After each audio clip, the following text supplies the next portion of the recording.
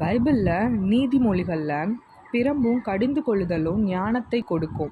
அதாவது ஒரு குழந்தைகிட்ட நம்ம பிரம்பையும் கடிந்து கொள்ளுதலும் யூஸ் பண்ணோன்னா, அதை பயன்படுத்தினோன்னா அந்த பிள்ளைகள் ஞானவானாக வளருமா.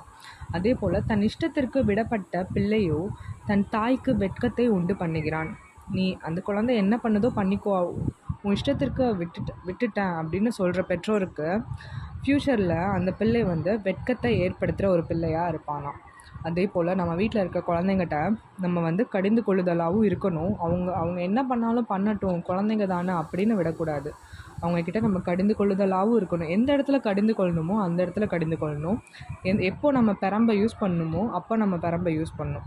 இன்னும் கூட பைபிளில் சில இடங்களில் போட்டிருக்கு, பிரம்பு மூடனுடைய முதுகுக்கு ஏற்றது, மதிகேடனுடைய முதுகுக்கு ஏற்றது அப்படின்னு போட்டிருக்கு.